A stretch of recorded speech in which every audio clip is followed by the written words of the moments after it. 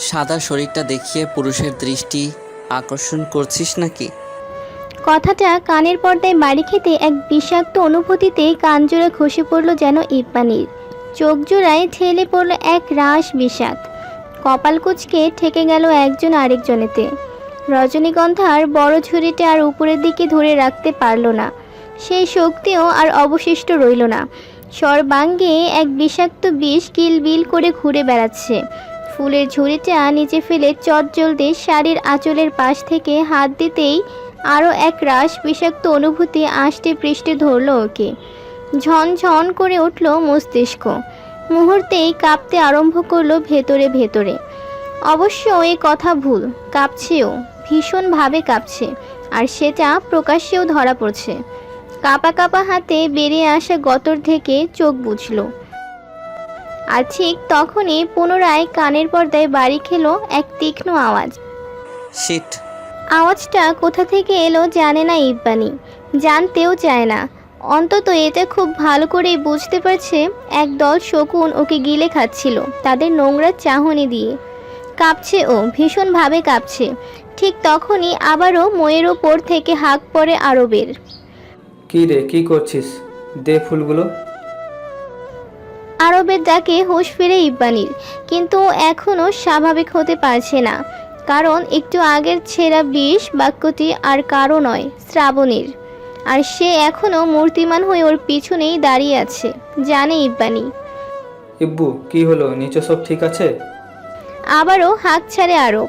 ইব্বানি নিজেকে ধাতস্থ করার চেষ্টা করে, কিন্তু পারছে না। ও জানে এই অসচেতনতার শাস্তি শ্রাবণ ওকে একটু একটু করে দিতে থাকবে। তাই হয়তো এই মুহূর্তে এখান থেকে ওর চলে যাওয়াই শ্রেয়। কোনো শব্দ না করে বিনা বাক্যে দৌড়ে চলে গেল ইব্বানি। পেছনে রেখে গেল হিংস্রতায় ভরপুর এক জোড়া চোখ। পেছন মুড়ে দেখল না সেই জ্বলন্ত চাহনি। কারণ ও জানে একবার ওই চোখে তাকালে আরো ভয়ানকভাবে ঝলসাতে হবে ওকে। আরো বিরক্তির রেশ টেনে উপর থেকে নিচের দিকে তাকালো। ইব্বানিও কোথাও নেই, যা দেখতেই বিরক্তিতে কপাল কুঁচকে গেল ওর। গলা ফাটিয়ে ইব্বানির নাম নিয়ে যা পারল বকতে লাগলো। তবে তার বলাও বন্ধ হলো গোষ্ঠীর সবচেয়ে গম্ভীর মানুষটাকে দেখে, অর্থাৎ শ্রাবণ। আজ খানবাড়ির সর্বজ্যেষ্ঠ কন্যা তিতিরের গায়ে হলুদ। শহরের এক প্রান্তে দীর্ঘকাল ব্যাপী বসবাস করে আসছে এই খানবাড়ি। ভবনটি দোতলা। আজকাল শহরে এমন কিসিমের দোতলা ভবন বড় সাধনার পর পাওয়া যায়। মা বাবা, দুই ভাই ও এক বোনের এই খানবাড়ি।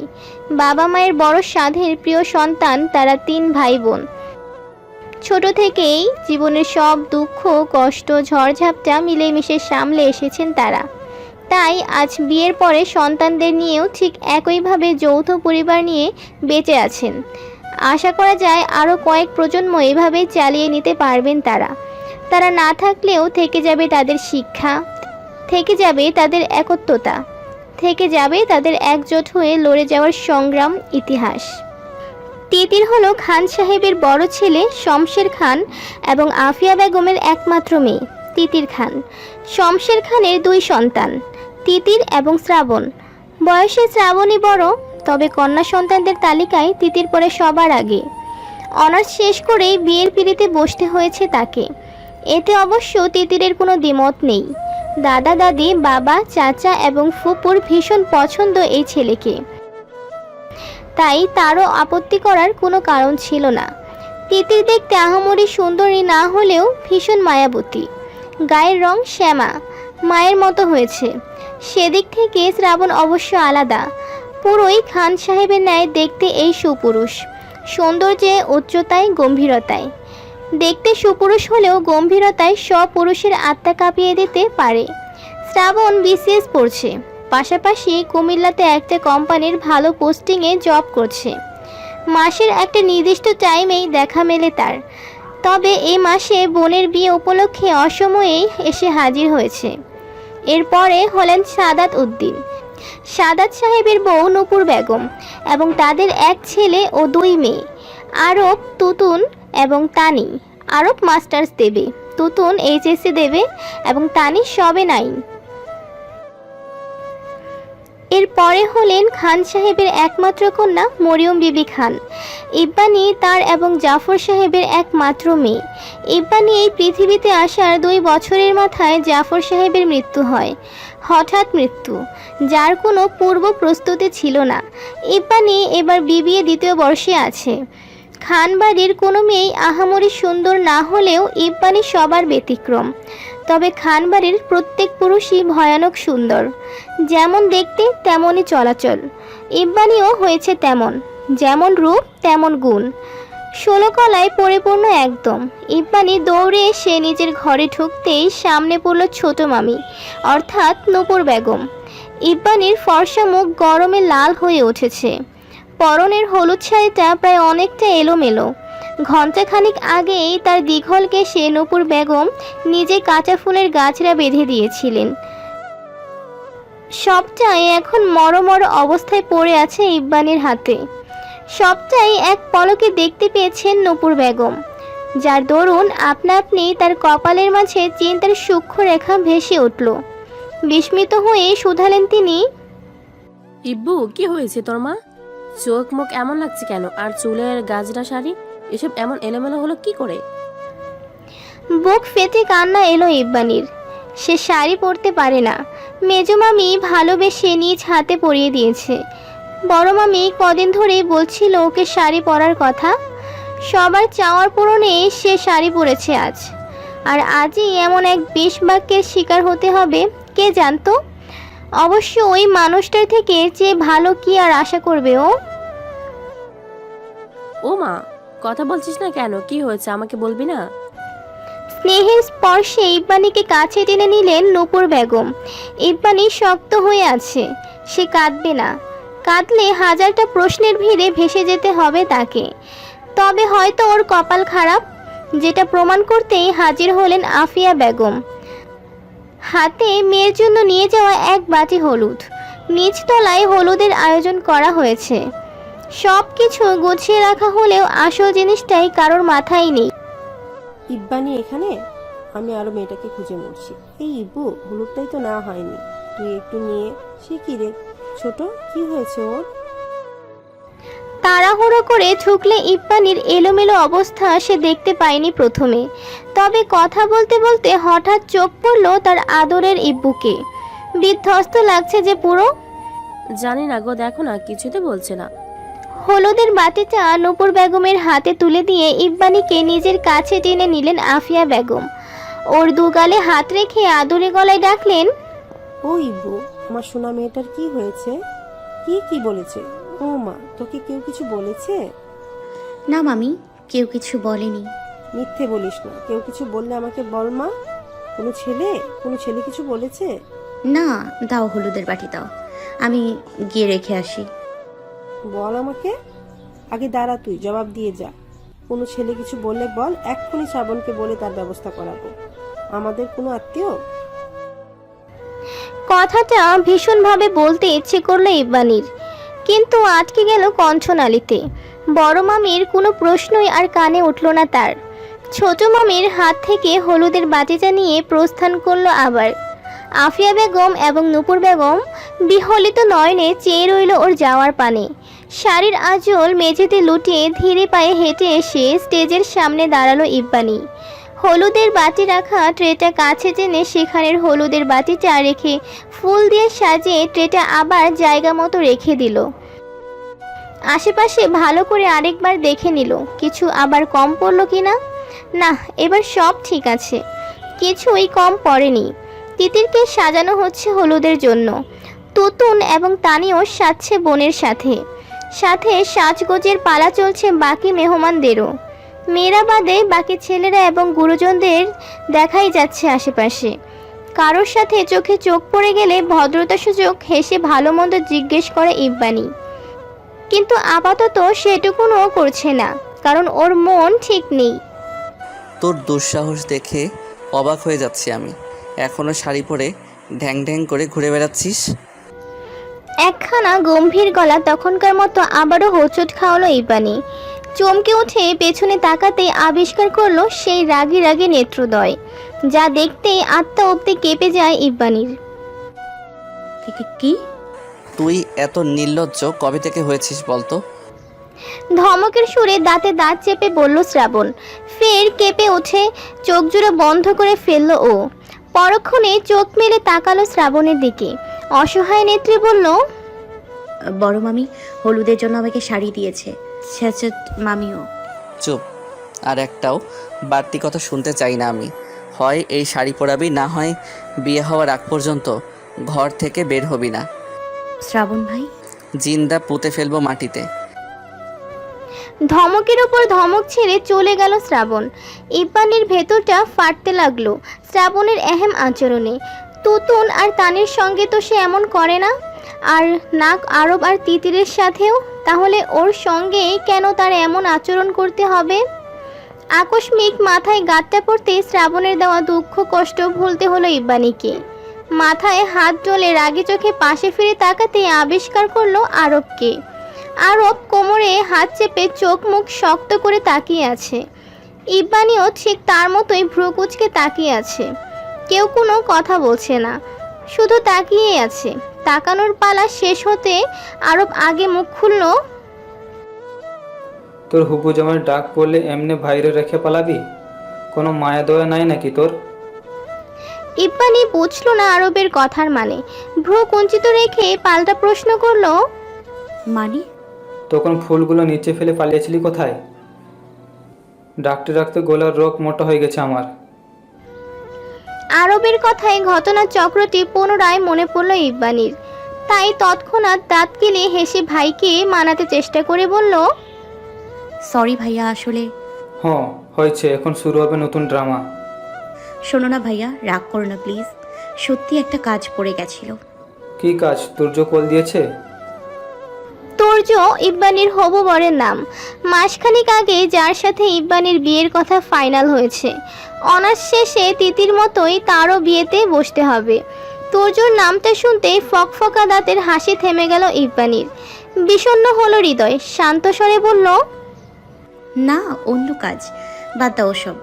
ফুল লাগানো হয়েছে, আর লাগাতে হবে? না, অলমোস্ট ডান। শোন, তুর্যকে কল করে আরেকবার আসতে বল। বাবাই বারবার বলেছিল কিন্তু। বলবো। ও কি আসবে বলছে? জানি না, কথা হয়নি। তুই কেমন বউ রে? ছেলেরা একটু খোঁজ খবর রাখবি না?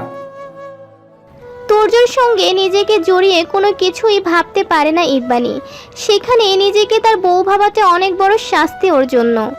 ছাড়ো না ওসব কথা, আপুকে স্টেজে আনতে হবে না। দেখো মেহমান কিন্তু ভরে যাচ্ছে ক্রমে। শাকিল ভাইয়ার বাড়ি থেকেও আসার সময় হয়ে গেছে। হ্যাঁ হ্যাঁ, ভালো কথা মনে করেছিস। চল তিতিরকেও নিয়ে আসি। চলো। তিতিরকে নিয়ে স্টেজে বসানো হলো। সঙ্গে আছে তুতুন এবং তানু। বনের দুপাশে জায়গা দখল করে বসে আছে দুজনে। ঈশানী তিতিরকে বসিয়ে দিয়ে নিচে নামার সময় কেউ একজন তার হাতটা টেনে নিয়ে হঠাৎ প্রশ্নটা করলেন। ঈশানী একটু চমকালো আকস্মিক টান পড়াতে। নিজেকে ধাতস্থ করতে কয়েক মুহূর্ত সময় নিয়ে হাসি মুখে জবাব দিল, জি, আমার নাম ঈশানী। মহিলা ফকফকা দাঁতের হাসি দিল। হলদে পাখিকে একবার আপাতমস্তক দেখে নিয়ে ফের বলল, তুমি মরিয়মের মেয়ে না? নামটা যেন কি? দেখেই চিনেছি। এই খান বাড়িতে এত সুন্দর পরীর মতো মেয়েটা আমাদের ঈশানীই হবে। কথাটা ঠিক পছন্দ হলো না ঈশানীর। তার বাকি 3 বোনও ভীষণ সুন্দর, এক কথায় একেবারে চোখে লাগার মতো। কিন্তু বাঙালি সর্বদা গায়ের রং দিয়েই বিচার করতে স্বাচ্ছন্দ্য বোধ করে। ঈশানী ছোট্ট একটা নিঃশ্বাস ছেড়ে মহিলার কথায় প্রতিবাদ করে বলল, এটা আপনি ভুল বললেন আন্টি, আমাদের বাড়ির সব মেয়েরাই কিন্তু পরী সমতুল্য। আমি তো বলি পরীর চেয়েও বেশি মায়াবতী। মহিলার মুখখানা খানিক কাচুমাচু হয়ে এলো। জোরপূর্বক হাসার চেষ্টা করে বলল, একদম একদম। তা বলছিলাম যে শাড়িতে কিন্তু তোমাকে একদম নতুন বউয়ের মতো লাগছে। বুঝতেই পারছিলাম না কার হলুদে এসেছি। শাড়ির শব্দটা মাথায় বাজলো ঈশানীর। মনে পড়ল শ্রাবণের দেওয়া ডিরেক্ট হুমকির কথা। শাড়িটা ওকে পাল্টাতে হবে। ভুলেই গিয়েছিল কয়েক মুহূর্তের জন্য। মহিলার কথায় আর জবাব দিতে পারল না ঈশানী। তাড়াহুড়ো করে ছুটে গেল নিজের রুমে। এবার রুম ফাঁকাই পেল। সবার আগে রুমের দরজাটা লক করে খানিক স্বস্তির নিঃশ্বাস নিল। শ্রাবণকে আর কোথাও দেখেনি, হয়তো নিজের রুমেই আছে। আরব ভাই বলছিল তোর্যকে আরেকবার কল করতে, কিন্তু ওর যে মোটেই ওই মানুষটাকে কল করতে ইচ্ছে করে না। মানুষটা যে বড্ড সুযোগ সন্ধানী, কিন্তু করবে তো করবে কি? 7-5 ভাবতে ভাবতেই কল দিয়েই দিল তুর্যর নাম্বার।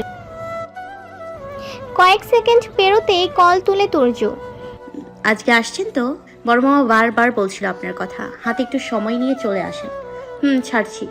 ছোট মামি বলে বিয়ের আগে এত কথা না বলাই ভালো, বিয়ের পর অঢেল সময় হবে কথা বলার। আমার হাতে অনেক কাজ পড়ে আছে, পরে কথা হবে। বলেই কলটা কেটে দিল ঈশানী। এই তো সবে শুরু, খানিক বাদে লোকটা বিছানা অবধি চলে যাবে তার নবজাত অনুভূতি নিয়ে। ফোনটা বিছানার উপর ছুঁড়ে ফেলে উঠে গেল। আলমারিটা খুলে শুরু করলো চিরুনি তল্লাশি, তবে আশানুরূপভাবে হতাশ হতে হলো, কেননা সে জানতো হলুদের জন্য তেমন বিশেষ কোনো পোশাক পাবে না। তার মানে শ্রাবণের আদেশ মোতাবেক হলুদ শেষ না হওয়া অবধি তাকে নিজের ঘরেই থাকতে হবে। হলুদের অনুষ্ঠান শুরু হয়ে গেছে। খান সাহেব এবং তার বউ আনোয়ারা অর্থাৎ তিতিরের দাদা দাদি সবার প্রথমে হলুদ ছোঁয়ালেন তাদের আদরের নাতনিকে। তারপর এলেন আফিয়া বেগম, নূপুর বেগম এবং মরিয়ম বেগম। সবাই মিলে একে একে হলুদ মাখাতে লাগলেন। অতঃপর এলেন বাড়ির বাবা চাচারা। সবার হলুদ মাখানো শেষ হতে এবার খোঁজ পড়ল ছোটদের। ছোটদের মধ্যে গণ্য হলো বাড়ির ছেলে মেয়েদের আরব, শ্রাবণ, তুতুন, তানি এবং ঈশানী। আরব তিতিরকে হলুদ মাখাতে গিয়ে ভূত করে ফেলল। সে নিয়ে শুরু হলো তোলপাড়, হাসাহাসির রোল পড়ল ক্ষণেই। আরব বকাও খেলো নিজের মায়ের কাছে। মেয়েটাকে এত সুন্দর করে সাজানো হলো, ভালো ছবি ওঠার আগেই ভূত করে ফেললো। আরব বকা খেয়ে শ্রাবণের কাছে গিয়ে দুঃখ বিলাস করতে চাইলে আরেক দফা ধমক পড়ল তার কপালে। সবশেষে খোঁজ পড়ল ঈশানীর। প্রায় অনেকক্ষণ কারোর চোখে পড়েনি সে। এক রাশ দুশ্চিন্তা নিয়ে আফিয়া বেগম আরবকে ডেকে জিজ্ঞাসা করলেন, ঈশা কই রে? অনেকক্ষণ যাবৎ নিখোঁজ, তিতিরকে হলুদ মাখাবে না? আরব এবং মায়ের পেছনেই দাঁড়িয়ে ফোন টিপছিল শ্রাবণ। মায়ের প্রশ্নে সে মুখ তুলে আর চোখে একবার তাকালো চারপাশে। অনেকক্ষণ যাবৎ সেও দেখেনি তাকে। তবে কি মরার ভয়ে নিজের ঘরে ঘাপটি মেরেছে, নাকি হবু বরের সঙ্গে টাইম স্পেন্ড চলছে? ভালো কথা বলেছো তো বড়মা, আমিও ওকে দেখছি না অনেকক্ষণ হলো। আশেপাশে দেখতে দেখতে বড় মায়ের ন্যায় দুশ্চিন্তাগ্রস্ত কণ্ঠে বলল সে। এই তুতুন। হাত উঁচিয়ে ডাকলো তুতুনকে। ভাইয়ের ডাক পেয়ে দৌড়ে এলো তুতুন। সেও দৃষ্টি বোলালো চারপাশে, কোথাও দেখতে না পেয়ে বলল, হ্যাঁ ভাইয়া বল। ইসু কই? মেঝপা এখানেই ছিল, মনে হয় ঘরে। এই সময় ঘরে কি করছে? শোধালেন আফিয়া বেগম। তুতুন ভাবুক কণ্ঠে বলল, জানি না গো বড় মা, মনে হয় তুর্য ভাইয়া কল করেছে, কথা বলছে হয়তো। কাজের সময় কথা বলতে হবে না, বোনের বিয়েতে একটু মন খুলে আনন্দ করবে না? এখন কথা বললে হবে? যা তো ডেকে নিয়ে আয়, বল আমি ডাকছি। ওকে বড় মা। আবারও দৌড়ে চলে গেল তুতুন। আফিয়া বেগমের কপালের মাঝে তীক্ষ্ণ ভাঁজ। তিনি জানেন না কেন, তবে তুর্যকে সে ঠিক পছন্দ করতে পারেন না। দেখে কেমন অস্বাভাবিক মনে হয় যা সে নয় সেটাই তুলে ধরার চেষ্টা করে। জানে না সবাই মিলে মেয়েটার ভবিষ্যৎ নষ্ট করছে কিনা। দরজায় দুবার টোকা পড়তেই দরজার সামনে তাকালো ঈশানী। সম্মুখ পানে বড় একটা ড্রেসিং টেবিল, বড় আয়নাটায় নিজেকে আপাতমস্তক একবার দেখে। গলা উঁচিয়ে জিজ্ঞাসা করলো, কে? জবাব এলো না কোনো। নিচে সাউন্ড বক্স বাজার কারণে আরও শোনা গেল না। জবাব না এলেও দ্বিতীয় পুনরায় টোকা পড়ল দরজায়। ঈশা এবার উঠে দাঁড়ালো। কে আরেকবার জিজ্ঞাসা করতে করতেই দরজা খুলে দিল। তুমি? শ্রাবণ দাঁড়িয়ে আছে গম্ভীর মুখে। এখনো এই বেহুদা পোশাকে? তো কি করব? দেখোনি সেদিন শপিং মলে তিথির আপু বলেছিল সবাই সেম শাড়ি নেবে, তাই বড় মামিও আমাকে শাড়ি দিল। এখন এই মুহূর্তে আমি নতুন ড্রেস কোথায় থেকে জোগাড় করব? জানি না। না জানলে কেন বলছো চেঞ্জ করতে? কথাটা বেশ বিরক্ত নিয়েই বলল ঈশানী। সঙ্গে সঙ্গেই গরম চোখে তাকালো শ্রাবণ, যা দেখতেই তুবড়ে গেল সে। দরজা ছেড়ে সরে গেল ভেতরে। রাগ থাকবে সর্বদা নাকের ডগায়, এমন মানুষ গোটা জন্মে দেখেনি ঈশানী। শ্রাবণ ঈশানীর পানে রাগে চোখে তাকিয়ে থেকেই বলে উঠল, নেক্সট টাইম থেকে এসব বেহুদা পোশাক পরতে দেখলে যা নিচে যা, সবাই খুঁজছে তোকে। প্রথম রাগ পরক্ষণে আবার নরম হতে দেখে চোখ জোড়া বড় বড় করে হয়ে গেল ঈশানীর। বিম্বল গলায় শুধালো, আমাকে তুমি বলছো নিচে যেতে? এবার বিরক্তির দৃষ্টি নিক্ষেপ করলো শ্রাবণ, বলল, যেতে বলেছি তো। ঈশানীর আনন্দ হলেও প্রকাশ করতে পারল না। আমি না, আমি আমি আমি না, আমি না। আর কোনো জবাব দিতে গেলেও ধমক খেতে হবে ঈশাকে। তাই শাড়ির কুচি আগলে দ্রুত পায়ে ছুটল নিচে। পেছনে বিছানার উপর পড়ে রইল ওর ফোনটা। ওর ফোনটা দেখতেই একবার পেছন মুড়ে তাকালো শ্রাবণ। না, ঈশা আর ফোন নিতে আসবে না। তাই কিছু না ভেবেই ফোনটা হাতে তুলে নিল। ভেবেছিল লক করা থাকবে, তবে তাকে প্রশান্তি দিতে ফোনটা আনলক করাই ছিল। শ্রাবণ আর 7-5 না ভেবে কল লগে ঢুকলো। তুর্যর নাম্বারে কল গিয়েছিল। মাত্র 17 সেকেন্ডেই কথা হয়েছে, যা দেখে শ্রাবণ মলিন হাসলো। পরক্ষণেই ফোনটা রেখে দিল বিছানার উপর। নিচে ভাই বোনদের হল্লা হল্লে শুরু হয়েছে। হলুদ নিয়ে একজন আরেকজনের পেছনে ছোটা, একে কতক্ষণ হলুদ মাখানো, আবার ওকে কতক্ষণ হলুদ মাখানো। শাকিলদের পরিবার আসাতে তাদের আতিথেয়তায় অস্থির হয়ে উঠলেন গুরুজনেরা। এরই মাঝে ঘটল এক আতঙ্কিত ঘটনা। হলুদ নিয়ে ছুটাছুটি করার এক পর্যায়ে বাটি ভর্তি হলুদ গিয়ে পড়ল শ্রাবণের সাদা পাঞ্জাবিতে। বন্ধুদের নিয়ে এক পাশে দাঁড়িয়ে খোশ গল্পে মেতেছিল সে। হঠাৎ এমন আকস্মিক আক্রমণের শিকার তা যেন কল্পনাতীত ছিল। ভরকে যাওয়া মুখশ্রীতে একবার নিজেকে দেখে সামনে তাকাতেই মেজাজটা যেন ভয়ানকভাবে চড়ে গেল। পড়লো তো পড়লো, কিন্তু কার হাত থেকে পড়লো? একদম ঈশার হাত থেকে। এই জন্যই হয়তো বলে, যেখানে বাঘের ভয় সেখানেই সন্ধে হয়। What the? রক্তিম চাহনিতে ভস্ম করে দিবে ধরণী, এমনই এক লাল চক্ষু নিক্ষেপ করলো ঈশার পানে। ঈশা অসহায় নেত্রে মুখে হাত চেপে দাঁড়িয়ে আছে। ভয়ে রীতিমতো কাঁপছে সে, সঙ্গে কাঁপছে তানিও। মূলত তানি ওকে ধাক্কাটা দিয়েছে, যার পরিপ্রেক্ষিতে এহেম ঘটনা। শ্রাবণ ঈশার পানে তেড়ে আসতে নিলেই নিজেকে আড়াল করে কুঁজো হয়ে পড়ল ঈশা। তানি প্রথমেই নিজের প্রাণ বাঁচাতে দৌড়ে পালিয়েছে। কি করলি এটা? এত ফুর্তি কিসের তোদের? আমি না, আমি না। ভীত সন্ত্রস্ত হয়ে বলল ঈশানী। ঈশার হাতটা শক্ত করে চেপে ধরল শ্রাবণ।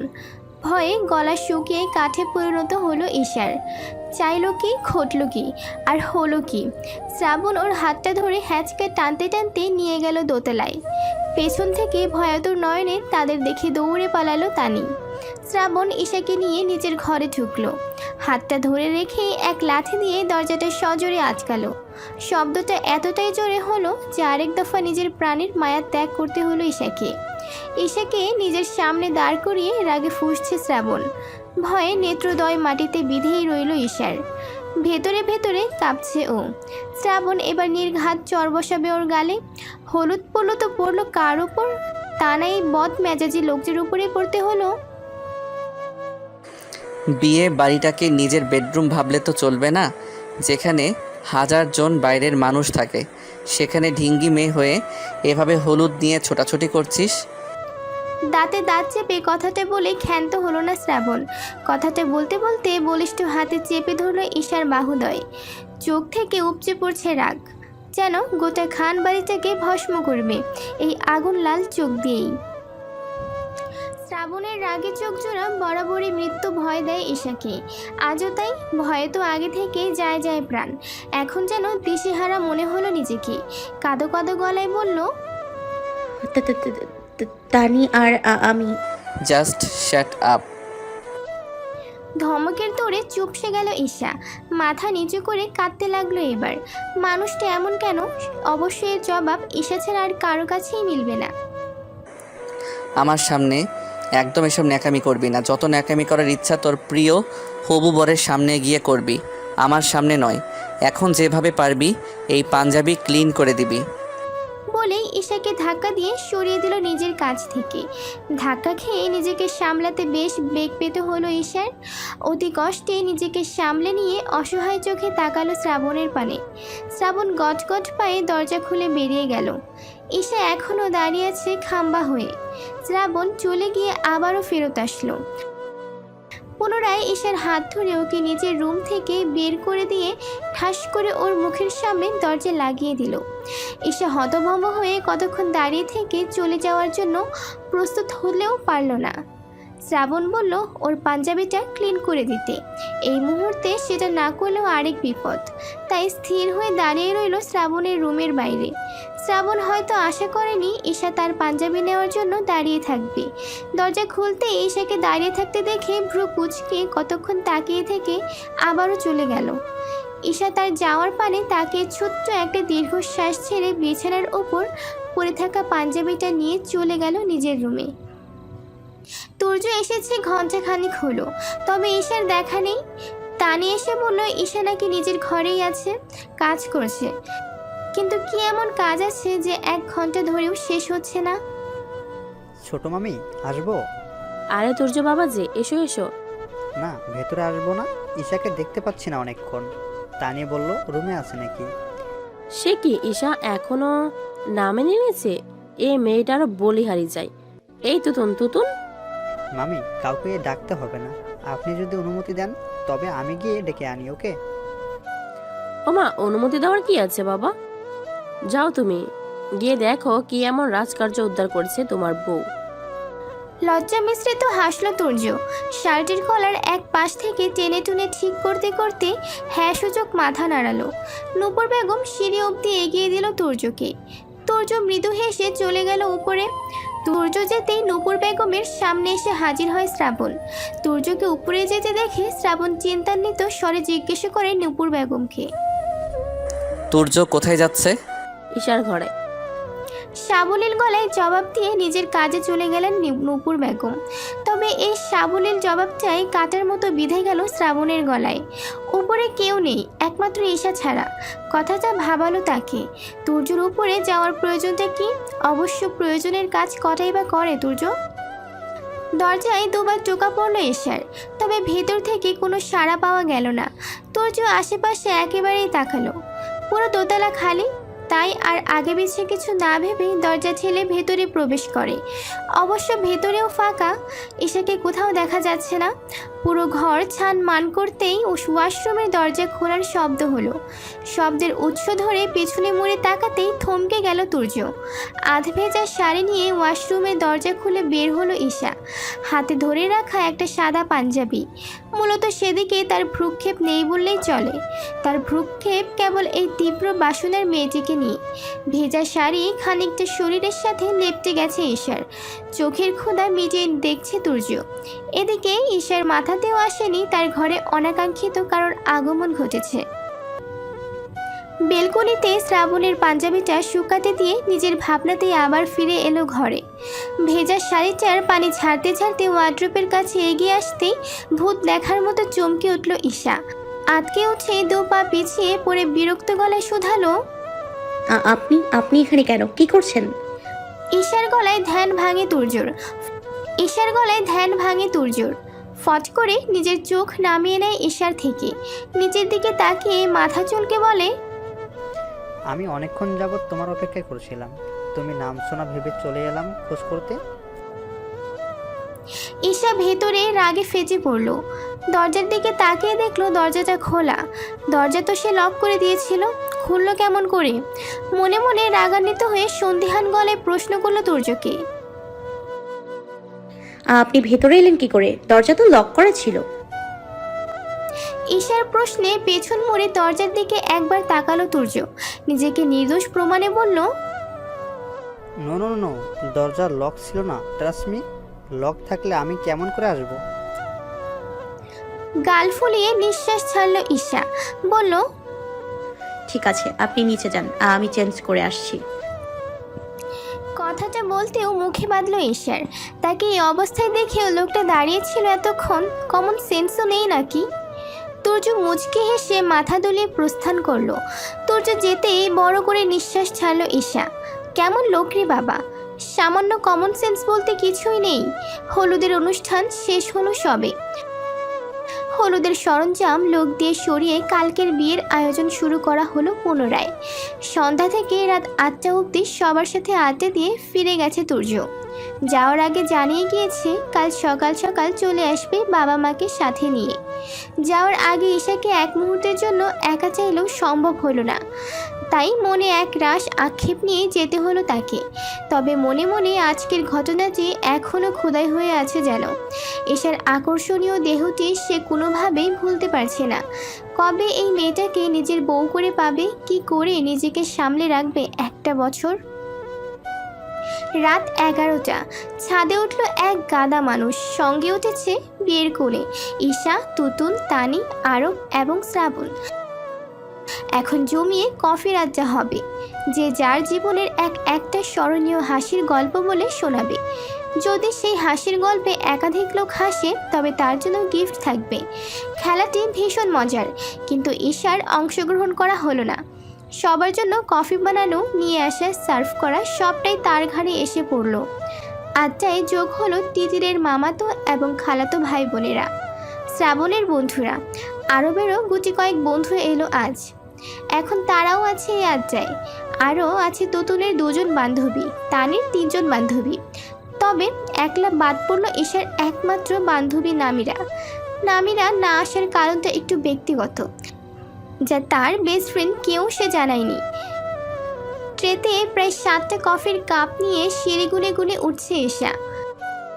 পেছনে আছে লতিফা, ওর হাতেও আরেকটি ট্রে যেটাতে বিস্কুট, চানাচুর আর মুড়ি রাখা। দুজনেই ধীরে ধীরে উঠছে উপরে। নিচে আরও কয়েকটা কাপ সাজিয়ে রেখে এসেছে। একটা দিয়ে আবার যাবে আরেকটা আনতে। দুজনেই আতঙ্কে কাঁপছে, যদি কোনোভাবে পড়ে যায় সেই ভয়ে। এক সিঁড়ি উঠছে তো এক সিঁড়ি থামছে। গলার স্বরটা ভীষণ কাছে থেকেই ভেসে আসছিল। হঠাৎ বাতাসের গতিকে ঈশাকে পাশ কাটিয়ে গেল কেউ। তবে মানুষটা এতটাই দ্রুত নেমে গেল যে থরথর করে কাঁপতে থাকা কফির কাপগুলো মুহূর্তেই উল্টে পাল্টে গেল। কিন্তু গেল না, একজোড়া হাত এসে শক্ত করে ধরে ফেলল ট্রেটা। ঈশাকে আতঙ্কে বিমূঢ় হয়ে গেল ক্ষণেই। চোখ জোড়া বড় বড় করে ট্রেটার দিকে তাকাতেই দেখলো এক কাপগুলো হেলতে দুলতে আবার স্থির হয়ে গেল। ঈশা দম আটকে সম্মুখে তাকাতেই দেখলো রাগী চোখে তাকিয়ে আছে শ্রাবণ। পাশ থেকে লতিফা খানিক ফ্যাকাশে গলায় বলে উঠল, ভাইজান আপনারে মোবাইল।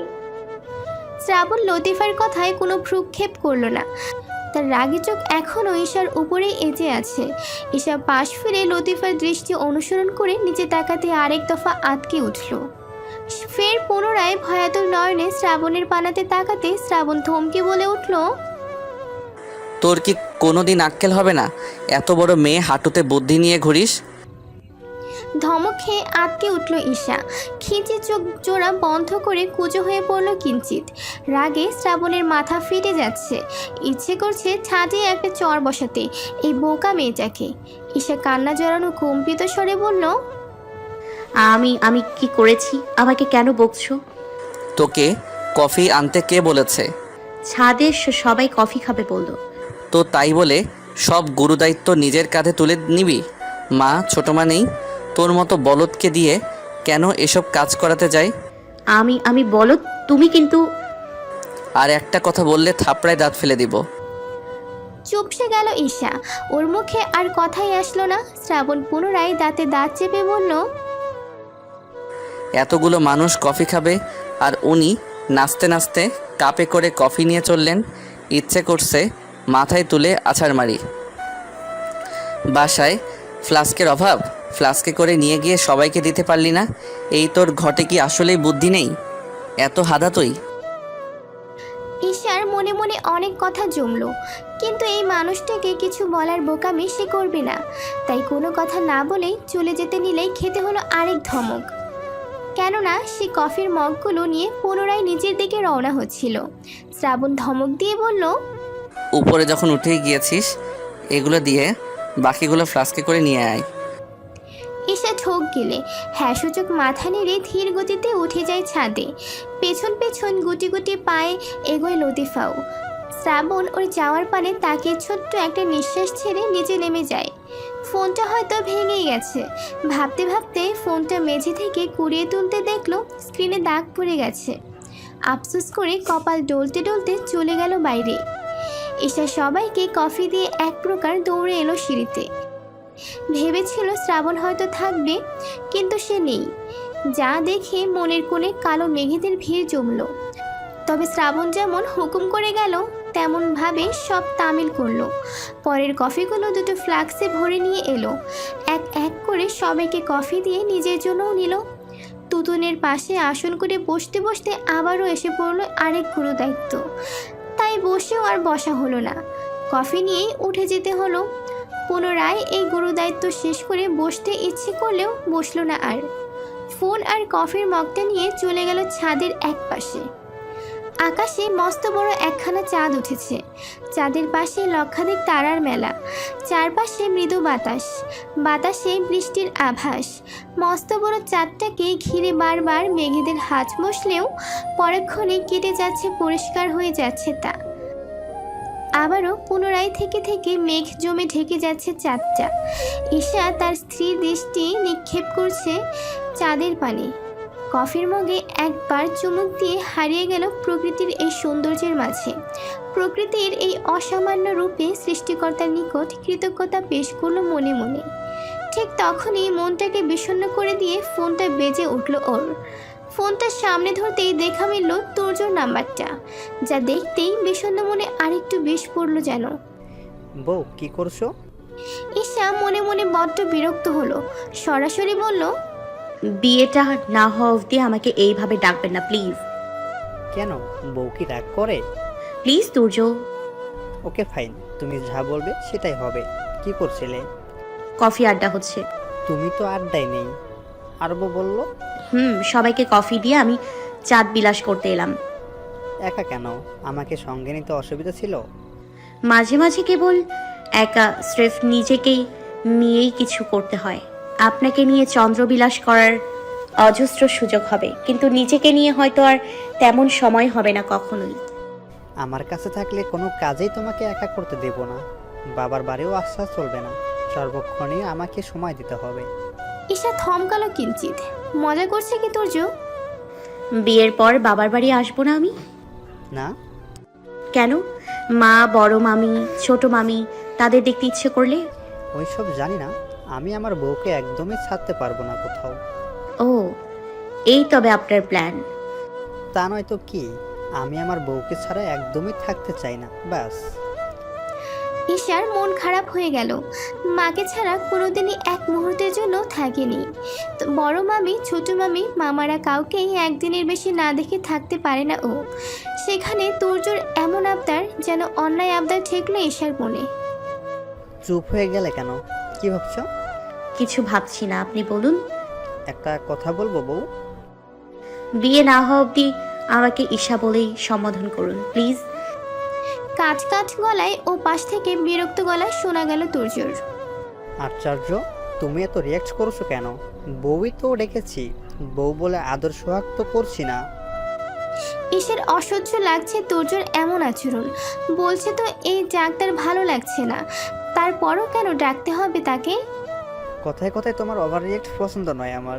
প্লিজ বিয়ের আগে যত সম্ভব এই ব্যাড হ্যাবিট চেঞ্জ করো। বিয়ের পর এইসব সহ্য করব না আমি। হুকুমের সুরে বলল তুর্য। বিরক্তিতে কপালের ভাঁজ তীক্ষ্ণ হলো ঈশার। মানে আমার একটা কথা পছন্দ না হলে আমি বলতে পারবো না বলেই আপনার কাছে ওভার রিয়াক্ট বলে গণ্য হবে? কেন? আমার হবু বউকে আমি বউ বলে ডাকলে কি অসুবিধা? আমি তো সেটাই বুঝতে পারছি না। তুর্য প্লিজ এত প্রশ্ন করবেন না। আমি কেবল এই শব্দটা এখন ব্যবহার করতে না করছি। বিয়ের পর যা খুশি করুন, আমি বারণ করিনি। ঝগড়া করার হলে নিজের রুমে যা। এখানে 10 জনের সামনে নিজেদের পার্সোনাল প্রবলেম তুলে নাই ধরলি। বাতাসে তাল কেটে একখানা পরিচিত গলা কানের পর্দায় বাড়ি খেতেই থেমে গেল ঈশা। ওপাশ থেকে ধীরে গলায় চেঁচাচ্ছে তুর্য। ঈশা পাশ ফিরে তাকালে শ্রাবণকে দেখতে পেল, তাই তুর্যকে আর বিশেষ কিছু না বলে ফোনটা কান থেকে নামিয়ে কেটে দিল। শ্রাবণ আর দাঁড়িয়ে রইল না, কথাটা বলেই চলে গেল ছাদের অন্য প্রান্তে। ঈশা খেয়াল করলো শ্রাবণের হাত খালি। লতিফাকে বলেছিল শ্রাবণ এলে তাকে যেন এক মগ কফি দেয়। নির্ঘাত ভুলে গিয়েছে। ঈশা নিজের কফি রেখে দিয়ে শ্রাবণের জন্য এক মগ কফি নিয়ে গেল। শ্রাবণ ছাদের রেলিংয়ের হাত দিয়ে দাঁড়িয়ে আছে। শীতল চাহিনি তার চন্দ্রমাতে নিবদ্ধ। পেছনে কারো অস্তিত্ব প্রগাঢ়ভাবে উপলব্ধি হলেও মুখে কোনো কথার স্থান দিল না শ্রাবণ। এক বুক যন্ত্রণা নিয়ে বরাবরের ন্যায় নিজেকে খোলসের মধ্যে বন্দি রাখল। ঈশা 2 মিনিট নিঃশব্দে দাঁড়িয়ে রইল তার পেছনে। অতঃপর নিজেই আগ বাড়িয়ে ডাকল শ্রাবণকে। বড় মামি স্পেশালি কফিটা তোমাকে দিতে বলেছে। সন্ধ্যায় নাকি বলেছিলে মাথা ধরেছে, কাজে চাপে তখন দিতে পারিনি, তার জন্য সরি। ঈশার কোমল স্নিগ্ধ গলার স্বর বরাবরই তাকে খোলস ছেড়ে আসতে বাধ্য করে। তবুও সে শক্ত হয়ে নিজের খোলস ধরে রাখে। এবারও তার ব্যতিক্রম নয়। ঈশার কোমল স্নিগ্ধ গলার স্বরকে তুচ্ছ করে কঠোর গলায় জবাব দিল, মাথা ব্যথা সেরে গেছে, এখন এসবের দরকার নেই। শুধু কি মাথা ব্যথা, কফি তো আরো অনেক প্রবলেম সলভ করতে পারে, এই যেমন মন। ভয় জড়ানো কণ্ঠ বলল ঈশা। শ্রাবণ ওর তাচ্ছিল্য মিশ্রিত হাসল, তবে মুখে উল্টো দিকে থাকায় সে হাসি দেখার ভাগ্য হলো না ঈশার। শ্রাবণ ঘুরে দাঁড়ালো ঈশার পানে। ঈশাকে একবার আপাদমস্তক দেখে বলল, তুর্যকে পছন্দ না হলে বিয়ে কেন করছিস? শ্রাবণের থেকে এহেম প্রশ্ন পাওয়া অষ্টম আশ্চর্যের ব্যাপার। হতবিহ্বল নয়নে তাকালো ঈশা। অবাকের শীর্ষে পৌঁছে বলল, কি বলে? কিছু না। বলেই কফিটা নিয়ে নিল ঈশার থেকে। পুনরায় উল্টো দিকে ঘুরে দাঁড়ালো। ফের একবার, দুবার, অতঃপর লাগাতার কয়েকবার চুমুক দিল কফিতে। ঈশা পলকহীন চেয়ে রইল শ্রাবণের পানে। সে কিছু বলতে চায় শ্রাবণকে, কিন্তু কিভাবে বলবে জানে না। মনে মনে আওড়াতে লাগলো কথাটা। অতঃপর এক পর্যায়ে বলতে পারলো, তুর্য আমাকে বউ বলে ডাকতে চায়, তাই এত ঝগড়া। কথাটা যেন বিস্ফোরক ঘটল শ্রাবণের ভেতরে। তার কফিতে চুমুক দেওয়া বন্ধ হয়ে গেল। ঝলসানো হৃদয়ে সে এবার যেন চেয়েও হাসতে পারল না। আহত গলায় বলল, ও ভালো তো। আমার ভালো লাগছে না ওর থেকে এই ডাক শুনতে। এটা তো তুমি আমায়। তুই ওর হবু বউ, কিছুদিন বাদে তোদের বিয়ে হবে, দেন তুই ওর পার্মানেন্ট বউ হয়ে যাবে। তাহলে বউ বলে ডাকলে তোর অসুবিধা হওয়ার কিছু তো দেখছি না। জানি না। এখন আর না জেনে উপায় নেই। অতীতের কথা ভুলে যাও। অতীত ভেবে বর্তমান নষ্ট করার কোনো মানে হয় না। আমাকে তুমি আর কখনো মাফ করবে না, তাই না? হেসে উঠল শ্রাবণ। এক বুক যন্ত্রণা ভেতরে চেপেই রেখে হাসল সে। সম্মুখে ঘুরে ঈশাকে আবারও দেখতে লাগলো আপাদমস্তক। দেখা শেষে বলল, তুই সত্যি বড্ড বোকা রে ঈশা, বড্ড বোকা। শ্রাবণের চোখ জোড়া ভাসছে নোনা জলে, যা দেখে ভেতরটা ভাঙন ধরল ঈশার। কেন সে কষ্ট দিচ্ছে এই মানুষটাকে, আর কেন সে কষ্ট পাচ্ছে নিজেও? কেন? তিতিরের বিয়েটা হলেই তোরও বিয়ের ব্যবস্থা করতে হবে। বি প্রিপেয়ার্ড ইস্যু পাখি। কথাটা বলতে বলতে কফির মগটা ঠেসে দিল ঈশার হাতে। গরম কফিটা হাতে ঠেসে যেতে ছ্যাট করে পুড়ে গেল মন পোড়ার ন্যায়। তবে তার চেয়েও বেশি আতঙ্ক ধরে গেল শ্রাবণের কথাটায়। ওর বিয়েটা এখনই হবে মানে কি? ও যে এখনই বিয়ে করতে চায় না। মানে কি বলছে এসব? আমি এখন বিয়ে করব না। শ্রাবণ ভাই দাঁড়াও দাঁড়াও প্লিজ। দাঁড়ালো না আর শ্রাবণ। গটগট পায়ে চলে গেল নিচে। দোতলা ভবনটিতে যথেষ্ট ঘর থাকলেও সবাইকে শুতে দিয়ে গিয়ে মনে হলো আরও বেশ কয়েকটা ঘর হলে মন্দ হতো না। প্রত্যেক ঘরেই গদাগদি করে শুতে হলো সবাইকেই। কিন্তু দুর্ভাগ্যক্রমে বাড়ির মানুষ গাদাগাদি করেও জায়গা পেল না। আবার কেউ কেউ পেলেও অস্বস্তি নিয়ে শুতে পারল না। তুতুন আর তানি জেদ ধরলো তারা কেউ ঈশাকে ছাড়া ঘুমাবেই না।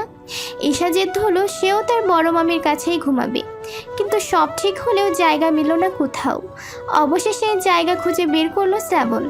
চিলেকোঠার ছোট্ট ঘরটি এখন একমাত্র ভরসা, যেখানে আলো বাতাসের ছিটে ফোটা অব্দিও নেই। শ্রাবণ এবং আরব মিলে এক এক করে সব কিছুর ব্যবস্থা করলো। একটা স্ট্যান্ড ফ্যান বসিয়ে মেঝেতে মাদুর বিছিয়ে দিল। তারপর উপর তোষক দিয়ে চাদর বিছিয়ে দিল ঈশা। বালিশ নিয়ে এলো তুতুন আর তানি। বালিশ ঠিক করে বিছানায় পেতে দিল আরব। মোট 6খানা বালিশ দিল বিছানায়। আরব, শ্রাবণ, আফিয়া বেগম, ঈশা, তানি এবং তুতুন শুয়ে পড়ল পাশাপাশি। প্রত্যেকে শতান হয়ে শুয়ে প্রলম্বিত নিঃশ্বাস ছাড়ল। সারাদিন খুব ধকল গেল সবার। ছোট বড় কাজ সবাইকেই করতে হয়েছে। কাল আবারও একই ধকল, একটুখানি যাবে সবার উপর থেকে। এখন এইটুকু সময় যদি রেস্ট নিতে না পারতো তবে আর কাউকে দেখতেই হতো না। প্রশ্নটা তানির। স্বল্প বুঝে ঘটে যেটুকু ধারণ করতে পারলো সেটুকু দিয়েই প্রশ্ন করলো সে। তবে এই প্রশ্নটা কারো কারো মনে ঝড় তুলে দিল। শ্রাবণ অনুভূতি শূন্য দৃষ্টিতে একবার পাশে ফিরে দেখল ঈশাকে। ঈশাও দেখল, তবে ওর দৃষ্টিতে ছিল এক রাশ অসহায়তা। আফিয়া বেগম দীর্ঘশ্বাস ছেড়ে ঈশার মাথায় হাত রাখলেন। কতক্ষণ কি যেন ভাবলেন আপন মনে, অতঃপর বললেন, ঈশা যদি চায় তাহলে কালই ওর বিয়ে হবে। কি রে, করবি নাকি দুবোন একসাথে বিয়ে? ঈশা অসহায় নেত্রে তাকালো বড় মামির দিকে, বলল, প্লিজ না, আমি এত জলদি মোটেই বিয়ে করতে চাই না। কথাটা একটু জোরেই বলল ঈশা, যেন কাউকে শোনাতে চাইলো ওর অটুট সিদ্ধান্তের কথা। করে ফেল ইস্যু, পরে কিন্তু বুড়ি হয়ে বিয়ে করতে হবে। কথার তাল ধরল আরব। মজার ছলে কথাটা বলে হেসে উঠল সে। ঈশাও হাসলো, তবে তাচ্ছিল্য করে আপন মনে। তুতুন বলল, মেজো আপার জন্য তুর্য ভাইয়া একদম পারফেক্ট, তাই না বলো বড় মা? মানানসই বলছিস? শুধালেন আফিয়া বেগম। হ্যাঁ গো। মন সায় দিল না আফিয়া বেগমের, বললেন, জানি না রে মা, তবে আশা করব তেমনটাই হবে। সবাই আবারও নিশ্চুপ। ধীরে ধীরে ক্লান্ত শরীরটা বিশ্রাম নেওয়ার লোভ সামলাতে না পেরে ঘুমের রাজ্যে পাড়ি জমালো সবাই। কেবল চাতক পাখির মতো জেগে রইল এক জোড়া পাখি। তারা না পারছিল ঘুমাতে, আর না পারছিল কোনো কথা জোগাতে। কেবল দীর্ঘশ্বাসের পর দীর্ঘশ্বাস ছেড়ে পার করতে লাগলো নির্ঘুম রাত। চোখে আর ঘুম ধরা দিল না কারোরই। বেশ অনেকক্ষণ হলো বিছানা ছেড়ে উঠে গেছে শ্রাবণ। ঈশা উঠে বসেছে তার পরক্ষণেই। বাকিরা সবাই ঘুমে কাদা। তানির পিঠের নিচ থেকে ওড়নাটা বের করে গায়ে জড়িয়ে উঠে গেল এক রাশ অস্থিরতা নিয়ে। ছাদে পা রাখতেই শীতল বাতাসটা এসে জড়িয়ে গেল সর্বাঙ্গে। বুকের ভেতরটায় এক অন্যরকম অনুভূতির মেলা বসলো ঠিক তখনই। দূরো দূরো কাঁপছে অন্তরের অন্তঃস্থল। দূর থেকেই দেখতে পেল উল্টো দিকে ঘুরে দাঁড়িয়ে আছে শ্রাবণ। চন্দ্রমা মেঘের আড়ালে লুকিয়েছে। আকাশে কেবল সহিংস কালো মেঘ। ঈশা পা গুনে হাঁটতে লাগলো। শ্রাবণ সিগারেট জ্বালালো। বাতাসে তীব্র গন্ধ ছড়িয়েছে ক্ষণেই। ঈশার নাক কুচকাল। কাছাকাছি আসতেই সিগারেটের গন্ধে পেটে মোচড় দিল ওর। সেই সাথে কাশি শুরু হলো। ঈশার কাশির শব্দ আঘাত হানল শ্রাবণের বক্ষ পিঞ্জরে। সঙ্গে সঙ্গে সিগারেটটা ছুঁড়ে ফেলে দিল অদৃশ্যে। সম্মুখে উড়তে থাকা ধোঁয়াটুকুন চটজলদি হাতের সাহায্যে উড়িয়ে দিয়ে মুখ মুছে পেছন মুড়ে তাকালো। ততক্ষণে ঈশা এসে দাঁড়িয়ে তার সামনে। এই সেই ঈশা যার এক কথায় শ্রাবণ তার সব বদঅভ্যাসগুলো বলে দিত। তারপর একদিন সময় বদলে গেল। সেই ঈশা যার হাজার বারণেও আর শ্রাবণ কোনো মাথা ব্যথা হলো না। কিন্তু আজ যেন একটু ভিন্ন হতে চাইলো তার অবাধ্য হৃদয়। নিজেকে বোঝাতে চাইলো ঈশাকে কষ্ট দিলে সে নিজেও ভালো থাকবে না, মোটেও ভালো থাকবে না। সিগারেট খাচ্ছিলে? তুই এখানে কি করছিস? ঘুম আসছে না? তো আমি কি করতে পারি? আমাকে দেখে নিশ্চয়ই ঘুমের ওষুধ ডেলিভারি বয় লাগছে না? শ্রাবণের তেরা তেরা জবাবে উত্তর খুঁজে পেল না ঈশা। নিশ্চুপ হয়ে রইল কিছুক্ষণ। অতঃপর ধীর গলায় পুনরায় কথা পারল। তুমি ঘুমালে না কেন? আমার কাউকে কৈফিয়ত দিতে ভালো লাগে না, খুব ভালো করে জানিস তুই। কৈফিয়ত চাইছি না, শুধু জিজ্ঞেস। ভেতরে যা, এত রাতে কেউ দেখলে বদনাম রটাবে, আর তুই তো বদনামে খুব ভয় পাস। শ্রাবণ ভাই, আমরা কি আর আগের মতো কথা বলতে পারি না? তখনও তোকে বলেছি আর এখনো বলছি, অতীত নিয়ে পড়ে থাকিস না। তার মানে তুমি সত্যি বদলে গেলে? শ্রাবণ নিজের জবাবটাকে স্থগিত রাখলো, যেন ঈশার প্রশ্নের জবাব দেওয়ার প্রয়োজন মনে করলো না। কতক্ষণ নীরব থেকে পুনরায় বলল, দাঁড়িয়ে আছিস কেন? ভেতরে যেতে বললাম তো। ধমকে উঠল শ্রাবণ। ঈশা চমকে উঠল। নিস্তব্ধ রাত বড্ড জোরে বাজালো শ্রাবণের উচ্চস্বর। ঈশা ভীত চোখে তাকালো শ্রাবণের পানে। শ্রাবণ চোখ মুখ শক্ত করে দাঁড়িয়ে আছে, যেন আরো বেশ কয়েকটা ধমক বাকি আছে ঈশার কপালে। যাব না, কি করবে? অগ্নিদৃষ্টিতে তাকালো শ্রাবণ, দাঁতে দাঁত চেপে বলল, দেখ, রাত দুপুরে এসব নাটক কিন্তু ভালো লাগছে না। আমি নাটক করছি? হ্যাঁ করছিস, আরও কত কি করছিস তুই নিজেও জানিস না। কি করেছি আমি? তুমি সব সময় আমার সাথে কেন এমন করো? কি এমন করি আমি? জেদি গলায় প্রশ্ন ছুঁল ঈশা। শ্রাবণ রাগী চোখে দেখছে ঈশার জেদি মুখশ্রী। তুই কাজই এমন করিস যে আমাকে না চাইতেও তোর সাথে খারাপ আচরণ করতে হয়। আমি ভুল করলে আমাকে বলো শ্রাবণ ভাই, কিন্তু তারপরেও আমার সাথে এমন করো না। তোমার এই কঠোর ভাবমূর্তি একদিন আমাকে শেষ করে ফেলবে। বড্ড করুণ শোনালো ঈশার বলার শেষোক্ত কথাটা। শ্রাবণ ওর থেকে দৃষ্টি সরিয়ে অদূরে নিক্ষেপ করে নিজেকে শান্ত করার চেষ্টা করলো। তবে তার সব চেষ্টার একটাও যদি কখনো সফল হতো, তাহলে তো সে ধন্য হয়ে যেত। ভেজা শরীরটাকে তোর ওই হবু বরকে দেখিয়ে বড্ড আনন্দিত হয়েছিস তো, আর কি চাই। স্তব্ধ হয়ে গেল ঈশা। কণ্ঠনালীতে ক্ষণিকেই কোনো চাপ পড়ল না কথা খরচ করার জন্য। এখানে দোষটা ওর, ও স্বীকার করেছে নিজের কাছেই। কিন্তু শ্রাবণের কানে সেই খবর কি করে এলো? তোর বিয়েটা এই মুহূর্তেই হয়ে যাওয়া উচিত। তুর্য আমাকে নিজে এসে বলেছে তোদের বিয়েটা আরেকটু এগিয়ে আনার কথা, কারণ তোকে ছোঁয়ার জন্য তার যে তর্স হচ্ছে না। ঈশার ভেতরটা মুচড়ে যেতে লাগলো। কি বলছে শ্রাবণ? তুর্য কি সত্যি এমনটা ভাবে ওকে নিয়ে? কথাটা ভেবেই নিজেরই হাসি পেল নিজের উপরে। আরও একবার প্রমাণ হলো মেয়েদের সৌন্দর্য তাদের জন্য অভিশাপ। চলে যা ঈশা, অনেক দূরে চলে যা, নয়তো একে একে অনেকগুলো জীবন নষ্ট হয়ে যাবে, যা বোঝার ক্ষমতা তোর কোনোদিনই হবে না। বড্ড কান্না পেল ঈশার। তুচ্ছ মনে হলো নিজেকে। কেউই যে ওকে বোঝার চেষ্টা করছে না, সবাই যে যার মতো অভিমান অভিযোগ চাপিয়ে দিয়ে যাচ্ছে ওর ওপর, কেউ বুঝছে না ওকে। তুর্য তোকে ভালোবাসে না, বাসে তোর শরীরটাকে, এ কথা বুঝিস তুই? আবারও বলে উঠল শ্রাবণ। ঈশার চোখের কোণ গড়িয়ে জল পড়ল। কিছুতেই বলতে চাইলেও কান্নার বেগ চেপে কিছুই বলতে পারল না। শ্রাবণ নিঃশব্দে উপলব্ধি করলো মায়াবতীর কান্না। বড্ড করুণ হলেও বড্ড নেশালো মনে হলো শ্রাবণের। সে চায় না এই কান্না থামুক, সে চায় অনন্তকাল ব্যাপী মায়াবতীর কান্না বজায় থাকুক।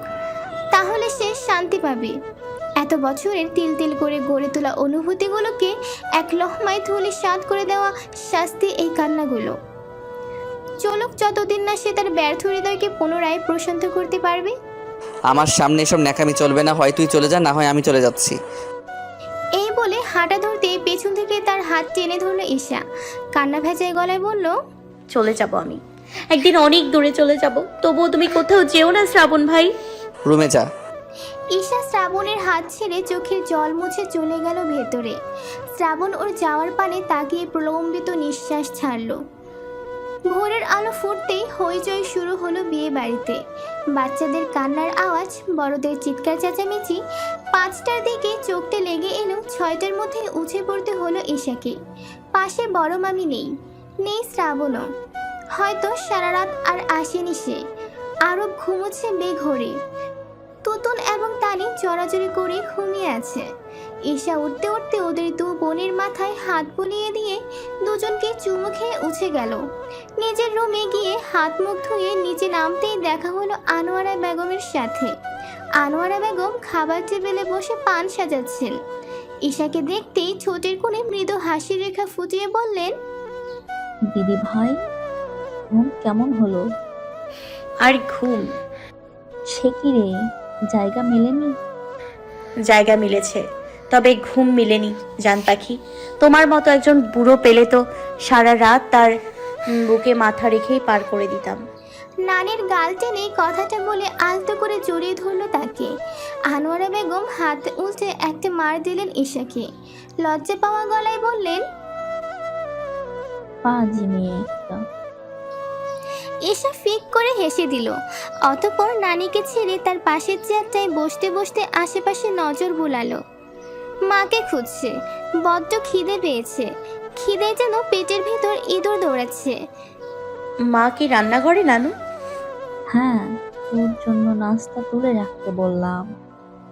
রাতে তো কিছুই না খেয়ে চলে গেলি। গাল ফুলিয়ে নিঃশ্বাস ছাড়ল ঈশা। মাথা চুলকে বলল, না গিয়ে উপায় ছিল? মা বলল এত মেহমানকে খাবার দিতে দিতে খাবারই শেষ।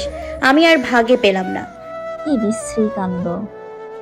যা এখন জলদি গিয়ে নাস্তাটা সেরে নে, গরম গরম খেতে ভালো লাগবে। তুমি খেয়েছো বুড়ি? হ্যাঁ, তোর বুড়োর সাথেই মাত্রই নাস্তা খেয়ে উঠলাম। বাহ, এটা কিন্তু মন্দ করনি। গলা উঁচিয়ে কথাটা বলতে বলতে রান্নাঘরে ঢুকলো ঈশা। মা, বড় মামি এবং ছোট মামি ছাড়াও আরও বেশ কয়েকজন অপরিচিত কাজের লোককে দেখা গেল। এদেরকে ঈশা না চিনলেও মুচকি হেসে কথা বলল সবার সাথে। মেয়েকে দেখে মরিয়ম বিবি নাস্তার প্লেটটা তুলে দিল ঝটপট। আগে ক্ষমা চেয়ে বলল, শেষোক্ত কথাটা গলার স্বর খাদে নামিয়ে বললেন মরিয়ম বিবি। আফিয়া বেগম এবং নূপুর বেগম কথাটা শুনে মুখ চিপে হাসলেন। অতঃপর আফিয়া বেগম বললেন, রাক্ষস বাপু, এদিকে আমাদের ছেলে মেয়েরা খেতে পায় না আর ওদিকে তারা দুবার করে খায়, কোনো বিবেক নাই। নূপুর বেগম মুখে আঁচল চেপে আস্তে করে বললেন, থাক আপা, বাদ দাও, মা ওখানে বসে আছে, শুনতে পাবে। আরো অনেক কথা হলো তিন ননদ ভাবির মধ্যে। ঈশা শুনেও শুনল না, নিজের খাবার নিয়ে চট জলদি খেতে বসলো। খাওয়া যখন মাঝামাঝি হয়ে এলো, ঠিক তখনই দেখতে পেল শ্রাবণকে। এলোমেলো চুলগুলো ঠিক করতে করতে এদিকে হেঁটে আসছে। পরনে লাল টি শার্ট বেকায়দায় কুঁচকে আছে, সেটাও টেনে টুনে ঠিক করলো। ঈশাকে সে দূর থেকেই দেখতে পেয়েছে, তবে ভাবখানা এমন যে ঈশাকে কেন সামনের দেয়ালটা কেউ দেখেনি। মা, নাস্তা দাও, জলদি খেয়ে বের হতে হবে। কই যাবি এত ভোরে? সুপারি কাটতে কাটতে শুধালেন আনোয়ারা বেগম। শ্রাবণ চেয়ার টেনে বসলো, গ্লাসে পানি ঢেলে আগে খেয়ে অতঃপর দাদির প্রশ্নের জবাব দিল। ফুল কম পড়েছে বাবা বলল।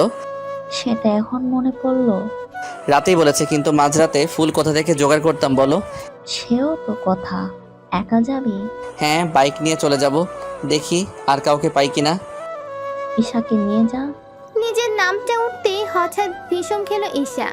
কাশি উঠতে চমকে গেলেন আনোয়ারা বেগম।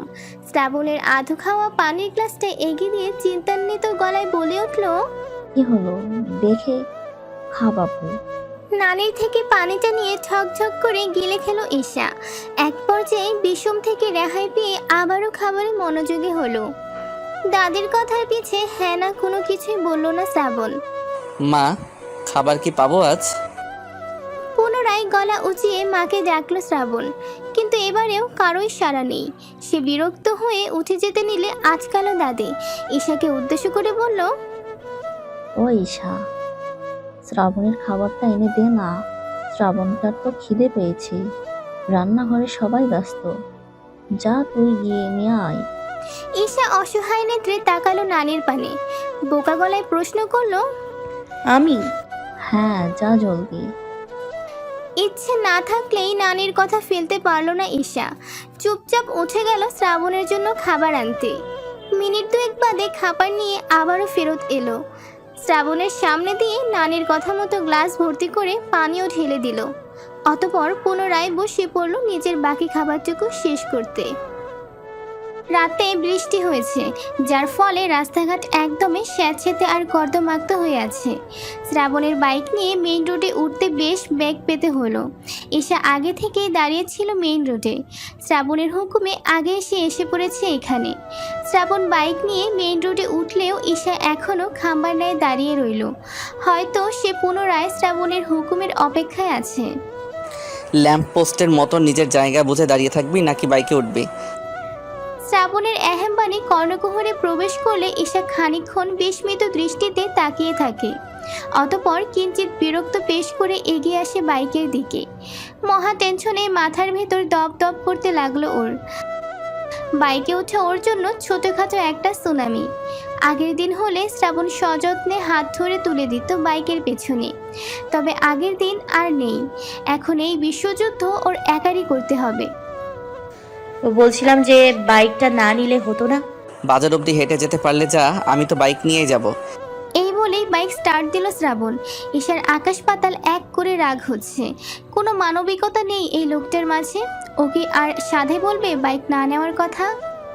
দাঁড়াও, আমাকে ফেলে যেও না। বাজার কি এখানে নাকি? শ্রাবণ হেলমেট পরতে পরতে বলল, এত নাটক না করে উঠে বস, আমার হাতে মোটেও সময় নেই। আবার কোথায় যেতে চাও? বড় খালুকে আনতে যেতে হবে। উনি আসলেন না কেন? বিরক্ত হলো শ্রাবণ। ঈশার পানে তাকিয়ে কপাল কুঁচকে বলল, তোর সাথে এখন খেজুরি আলাপ করতে বসতে হবে নাকি? তপ্তা খেলো ঈশা। সে তো বিকেলে নিজের ভয়টা লুকাতে চাচ্ছিল কথার মার পেঁচে। এই মানুষটা আর কি বুঝবে। উঠছি।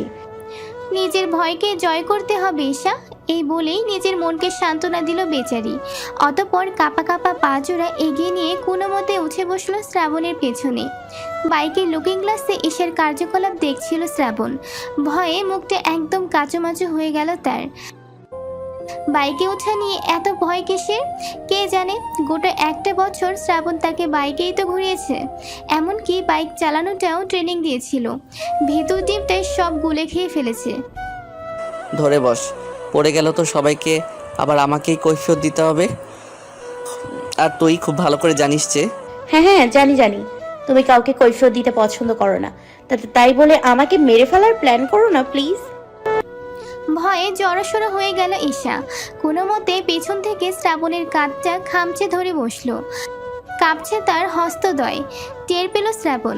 মনে মনে ভীষণ হাসছে সে। কিন্তু এইভাবে বাইক চালানো সম্ভব নয়। তাই না চাইতেও ঈশার হাতটা নিয়ে নিজের কোমর পেঁচিয়ে দিল। ভীষণ অবাক হলো ঈশা। বিস্ময়ের চোটে চোখ মুখ যেন অন্যরকম দেখালো। শ্রাবণ গলা খাকিয়ে দিয়ে বলল, ধরে বস, পড়ে গেলে এর দায় আমার কাঁধে তুলতে পারবো না। ঈশা কিছুই বলতে পারল না জবাবে। চুপচাপ কোণঠাসা হয়ে বসে রইল পেছনে। শ্রাবণ ছোট্ট একটা দীর্ঘশ্বাস ছেড়ে বাইক স্টার্ট দিল। বৃষ্টির কারণে বাজারের অবস্থা আরও ভয়াবহ। রাস্তাঘাটের অবস্থা যেমন তেমন হলেও বাজার যেন কর্দমাক্ত নদীতে পরিণত হলো। বাইক টেনে একদম ফুলের দোকানের সামনে থামালো শ্রাবণ। বাইক থামাতেই নিজের জীবন নিয়ে নেমে পড়ল ঈশা। বড় বড় দম ফেলে একবার ভ্রু কুচকে বাইকটার দিকে তাকিয়ে মনে মনে কয়েকখানা বকা ঝাড়ল। শ্রাবণ ওর দিকেই তাকিয়েছিল। ওর মুখের রিয়াকশন দেখে অন্যদিকে তাকিয়ে হেসে ফেলল শ্রাবণ। অতঃপর বাইকটা পাশে নিয়ে সেও নেমে পড়ল। ফুলের দোকানের থেকে ভোরের স্বচ্ছ ফুলগুলো ঝুড়ি ভরে কিনে নিল। 1000-2 টাকার ফুল কিনলো সব মিলিয়ে। যখন টাকা দিতে হবে ঠিক তখনই হাতে একটা বেলি ফুলের মালা পেঁচিয়ে সামনে এসে দাঁড়ালো ঈশা। শ্রাবণের সামনে হাত নাচিয়ে আহ্লাদি গলায় বলল, সুন্দর না? শ্রাবণ গম্ভীর গলায় বলল, না, আর কোনো কাজ খুঁজে পাস না? এগুলো নিয়ে বাসায় যাবে, রিক্সা করে দিচ্ছি। ঈশার হাস্যজ্জ্বল মুখখানা নিভে গেল শ্রাবণের জবাবে। সে বিনা বাক্যে বেলি ফুলের মালাটা খুলে রেখে দিল। শ্রাবণ কথাটা ওকে এভাবে বলতে চায়নি, অন্য মনস্ক থাকায় বুঝতে পারেনি। তবে যেইমাত্র ঈশা ফুলের মালাটা খুলে দিল ঠিক তখনই ভেতরে কেমন যেন হতে লাগলো তার। ঈশার মন খারাপের আঁচ সে দূর থেকেও পাচ্ছে। দোকানিকে টাকা শোধ করার সময় বারবার করে ঈশার পানে দেখতে লাগলো শ্রাবণ। ঈশা বিনা বাক্যে বেয়ে চুপচাপ দাঁড়িয়ে আছে, যা দেখতে বড্ড খারাপ লাগছে শ্রাবণের। আজ প্রথমবার তার নিজের উপরই ক্ষোভ বাড়তে লাগলো। কথাটা এইভাবে না বললেও তো হতো। রিক্সা ডেকে ঈশাকে রিক্সায় তুলে দিল শ্রাবণ। যাওয়ার আগে একবার জিজ্ঞাসা করতে চাইলো ফুলের মালাটা এসে নেবে কিনা, কিন্তু চেয়েও জিজ্ঞাসা করতে পারলো না। রিক্সা চলতে লাগলো। শ্রাবণ পেছন থেকে পলকহীন চেয়ে রইল রিক্সা যতক্ষণ চোখের অলক্ষ্যে সরে না গেল। রিক্সাটি আর দেখা গেল না খানিক বাদেই। বহুদূর চলে গেল মাত্র কয়েক লহমার মধ্যে। ঈশা বাসায় পৌঁছে ফুলগুলো বড় মামাকে বুঝিয়ে দিয়ে নিজের ঘরে চলে এলো। এখন বাজে সকাল 8টা। তিতির সব ঘুমে থেকে উঠল। তুতুন আর তানিও উঠল খানিক বাদে। ঈশা ফ্রেশ হয়ে ধপাস করে শুয়ে পড়ল নিজের বিছানায়। আহা কি শান্তি! মনে হচ্ছে যেন অনন্তকাল নিজের আরামদায়ক বিছানা থেকে বঞ্চিত ছিল সে। আজ আবারও ফিরে পেয়েছে তাকে। একটু জমিয়ে আরাম না নিলে যেন চলবেই না। জানালার কাচ ভেদ করে ফুরফুরে করে ঠান্ডা বাতাস ঢুকছে ঘরের ভেতর। চোখ বন্ধ করে লম্বা নিঃশ্বাস টানল ঈশা। অনুভব করলো প্রকৃতির শান্ত স্পর্শ, যে স্পর্শ পেতেই হারিয়ে যেতে ইচ্ছে করলো সোনালি অতীতে। ছোটবেলার কথা বড্ড মনে পড়ে। সেই সাথে মনে পড়ে হাসি খুশি সেই মানুষটাকে, যার মুখ্য কাজই ছিল ঈশার পেছনে লাগা আর পুরো বাড়িটাকে মাতিয়ে রাখা। কিন্তু আজ সে নিজেই চুপ। গম্ভীর এক মানুষে রূপান্তরিত হয়েছে তারই করা কিছু ভুলের কারণে। সব তো ঠিকই ছিল, তাহলে কেন করতে গেল সে এমন? কেন বুঝলো না মানুষটাকে? আসবো? কে? তুর্য দাঁড়িয়ে আছে দরজার সামনে। তুর্যকে দেখে ক্ষণেই ভেতরটা এক বিরক্তির রেশ ছড়িয়ে গেল। দোতলায় তার আসার কোনো দরকার খুঁজে পায় না ঈশা। কাউকে দিয়ে ডাকে নিলে তো সে চলে যায়। চটজলদি শোয়া থেকে উঠে বসলো ঈশা। তুর্য অনুমতি পাওয়ার আর অপেক্ষা করলো না, নির্দ্বিধায় ঢুকে পড়ল। কখন এলেন? প্রশ্ন করলো ঈশা। তুর্য ঈশাকে একবার চোখ ভরে দেখে মৃদু হেসে জবাব দিল, মাত্রই। সারা রাত ঘুমাওনি নাকি? চোখ মুখ ফুলে আছে। তুর্যের এহেম প্রশ্নে ঈশা চোখ মুখ একবার মালিশ করে বলল, না, সেভাবে ঘুম পাইনি। ঈশা বিস্মিত দৃষ্টিতে তাকালো তুর্যর পানে। আজকে তুর্যর আচরণ যেন অন্যরকম লাগছে। নিজের কাছে ভিন্ন ঠেকলো তুর্যকে। ঈশাকে এইভাবে চেয়ে থাকতে দেখে এক ভ্রু নাচিয়ে শুধালো তুর্য, এভাবে কি দেখছো? ভুল বললাম নাকি? না না, তেমন কিছুই না। আঙ্কেল আন্টি এসছে? না, বাবা মা দুপুরের দিকে আসবে। এখন আসতে না পারায় তোমার কাছে দুঃখ ভরে পাঠিয়েছি। স্মিত হাসলো ঈশা, চোখ ঝাপটে বলল। স্মিত হাসলো ঈশাও। তুর্য হাতে একটা শপিং ব্যাগ ধরে রেখেছে। মাত্রই সেটা চোখে পড়লো ঈশার। তবে ঈশা প্রশ্ন করার আগেই তুর্য সেটা ওর দিকে এগিয়ে দিয়ে বলল, এটা তোমার জন্য মা পাঠিয়েছে। মা বলেছে তার ছেলের হবু বউকে আজ এই ড্রেসে দেখতে চায়। ঈশার হাসি হাসি মুখখানা ধপ করে নিভে গেল। সে বুঝতে পারল তুর্যর হঠাৎ এই ভালো হওয়ার কারণটা। যখন তাদের এঙ্গেজমেন্ট হয় তখন তুর্য ঈশাকে একটা ড্রেস গিফট করেছিল। ঈশা হাসি মুখে সেই উপহার গ্রহণ করে, তবে কখনো খুলে দেখেনি। যেভাবে তুর্য থেকে নিয়েছিল ঠিক সেভাবেই আলমারিতে তুলে রাখে সে। একদিন কথায় কথায় তুর্য ভীষণ জেদ ধরে তার দেওয়া ড্রেসটা ঈশাকে এখনই পরতে হবে। মাঝরাত ছিল। ঈশা স্বাভাবিকভাবেই তুর্যকে না করে দেয়, সাথে এও জানায় কখনো কোথাও বাইরে গেলে সে তার দেওয়া ড্রেসটা পরবে। তবে তুর্য মানে না, সে আরও জেদি হয়ে ওঠে। অবশেষে ঈশা বাধ্য হয়ে রাজি হয় তুর্যর মন রাখতে সে তার দেওয়া গিফটটা ড্রেস পরতে। কিন্তু পরতে গিয়ে তার মনে হয় তুর্য তাকে সাধারণ বাঙালি মেয়েদের কোনো ড্রেস গিফট করেনি। ড্রেসটা লম্বায় তার হাঁটুর সামান্য নিচ অবধি এবং সেই সাথে স্লিভলেস। পেছন থেকে সামনে থেকে কোথা থেকেও কোনোভাবে শানের পোশাকের নাম দিতে পারল না এই ড্রেসটাকে। সবটা বুঝে ভীষণ ক্ষিপ্ত হয়ে যায় ঈশা। সঙ্গে সঙ্গেই কল দেয় তুর্যকে। এক বুক আশা নিয়ে ঈশার কলটা রিসিভ করতেই এক গাদা কথা শুনিয়ে কলটা কেটে দেয় ঈশা। তুর্যর সব আশায় এক বালতি জল পড়ায় সেও ভীষণ ক্ষিপ্ত হয়। তবে ঈশা তার হবু বউ হাতে এক্ষুনি এত বাড়াবাড়ি করার সাহস পেল না। তারপর থেকেই তুর্যর কোনো উপহারই আর নিত না ঈশা।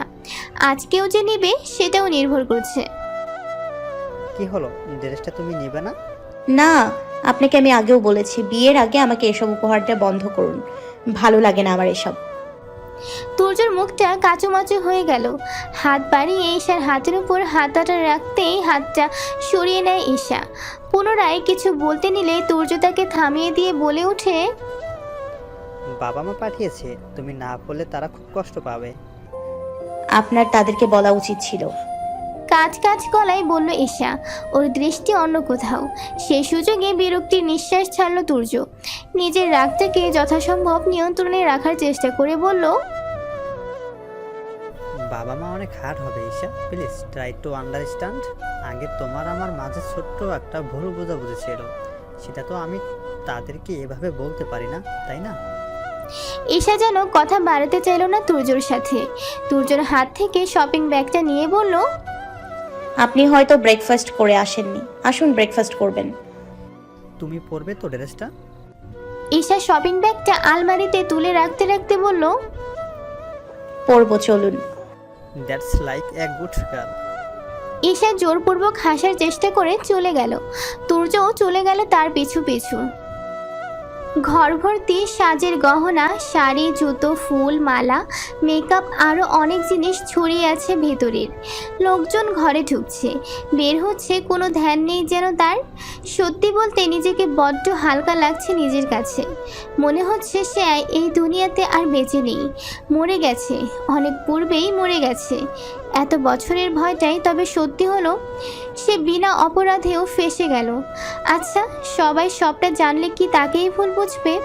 আর এই বিয়েটা, সেটাও কি ভেঙে দিবে? সর্বোপরি তার স্বামী, সেও কি ছেড়ে দিবে তাকে? আর যেন ভাবতে পারছে না তিতির, দম বন্ধ হয়ে আসছে তার। বুঝি এটাই তার জীবনের পড়ে থাকা অবশিষ্ট সময়। আচ্ছা, এই শেষ মুহূর্তে সে কাকে দেখবে? কে বোঝাবে তাকে? কে বলবে তিতির তুই নির্দোষ, আর সেটা আমি বিশ্বাস করি? তুই একদম চিন্তা করিস না। আপা কি হয়েছে তোর? সামনে দাঁড়িয়ে আছে ঈশা, তার কপালের মাঝে চিন্তার অগণিত ছাপ। মুখ কুঁচকে প্রশ্নবিদ্ধ হয়ে আছে। হয়তো তিতিরের এই বিধ্বস্ত অবস্থা নিয়ে ঈশার মাথা ব্যথা হবে। তিতিরের হঠাৎ মনে পড়ল ঈশা সেই মানুষ যে তার মাথায় হাত রেখে বলবে সে তাকে বিশ্বাস করে। সে জানে তার আপা কখনো এমন কাজ করবে না। ঈশা, হাউ মাউ করে কেঁদে উঠল তিতির। ঈশা হকচকিয়ে গেল তিতিরের এহম কান্না দেখে। বুকের ভেতরটা কেমন করে উঠল যেন। তিতির ওর কোমর জড়িয়ে আরো জোরে জোরে কাঁদতে লাগলো। তিতিরের এমন কান্না দেখে ভীত হয়ে গেল ঈশা। কাঁপা কাঁপা গলায় বলে উঠল, এই আপা, কাঁদছিস কেন? বল আমাকে। আমার সব শেষ হয়ে গেল রে বোন। কাঁদতে কাঁদতে বলল তিতির। ঈশার হৃদস্পন্দন খুব দ্রুত কাঁপতে লাগলো। কি হলো তিতিরের? তিতি ভীষণ নরম স্বভাবের মেয়ে। অল্পতেই কেঁদে ভাসিয়ে দেওয়া কিংবা তার মন ভাঙা খুব সহজ। তবে তার আজকের কান্নায় একটু ভিন্নতা আছে যেন। বল আমাকে কি হয়েছে? কেউ কি কিছু বলেছে? শাকিল ভাইয়া কি? না না না, কেউ কিছু বলেনি। তাহলে এমন করে কাঁদছিস কেন? বল না আমাকে। তোর কান্না দেখতে আমার ভালো লাগছে না, আমারও কান্না পাচ্ছে আপা। বল না প্লিজ। ঈশারে, আমার মনে হয় মরে যাওয়া উচিত। ভঙ্গ হৃদয়ে কথাটা বলে আবারও হু হু করে কেঁদে উঠল তিতির। ঈশা আহত নয়নে তাকালো বোনের পানে। কিঞ্চিত রাগ মিশ্রিত গলায় বলল, আপা কি বলছিস জাদা? কি হয়েছে বল আমাকে। এভাবে কাঁদলেই কি সবটা ঠিক হয়ে যাবে? না রে, আমি মরে গেলেই সবটা ঠিক হয়ে যাবে। আমি এভাবে বেঁচে থাকতে পারবো না। আবার ওই একই কথা? তুই কি পাগল হলি আপা? শ্রাবণ ভাইকে ডাকবো? তুই কি শ্রাবণ ভাইকে বলবি? ভাইয়ের নামটা শুনতেই আতঙ্কে কেঁপে উঠল তিতির। ঈশার হাতটা খামচে ধরে আতঙ্কিত গলায় বলল, না না না, ভাইয়াকে ডাকবি না প্লিজ। ভাই জানলে আমাকে ও নিজেই মেরে ফেলবে। কি যা তা বলছিস তুই? আচ্ছা তোর ফোনটা দে, আমি শাকিল ভাইকে একটা কল দিই। তুই তার সাথে কথা বল, দেখবি ভালো লাগবে। না না রে, কেউ আমাকে বুঝবে না, কেউ না। কি হয়েছে প্লিজ আমাকে খুলে বল। এভাবে কান্নাকাটি করা মোটেও কোনো সমস্যার সমাধান হতে পারে না। এই কথা কিন্তু তুই আমাকে বলতিস, মনে আছে?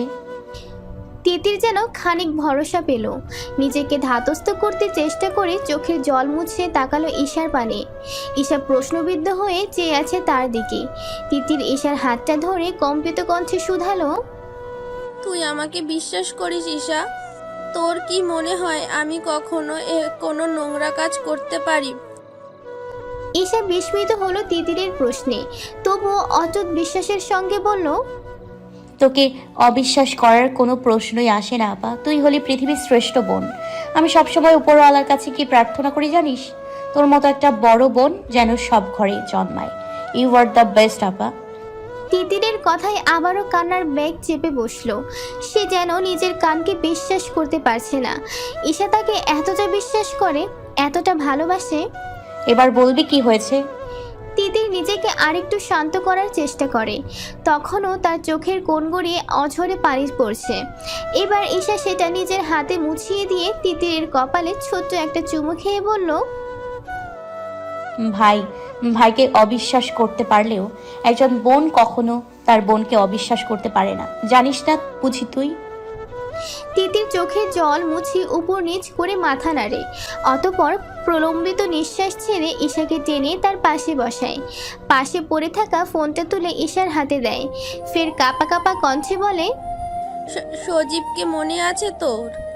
আমার ভার্সিটির সিনিয়র ছিল, যার প্রতি আমার অনেক ক্রাশ ছিল। ঈশা তিতিরের ফোনটা হাতে নিতে নিতে হ্যাঁ সূচক মাথা নাড়ে। মনে আছে, কিন্তু হঠাৎ সাজিদের কথা কেন বলছিস? ওর মতো নোংরা মানুষ পৃথিবীতে আর দুটো নেই রে বোন। ও আমাকে ব্ল্যাকমেল করছে। মানে ওর সাথে কি তোর প্রেম হয়েছিল নাকি?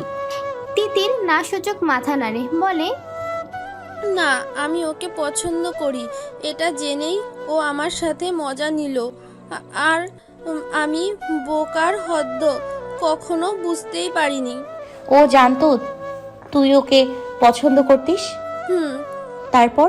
তখন আমি ফ্রেশার ছিলাম, একদম নিউ স্টুডেন্ট। কিছু বোঝার আগেই যেন শেষ হয়ে যাচ্ছিল সব। কারোর সাথে তেমন একটা ভাব হয়নি।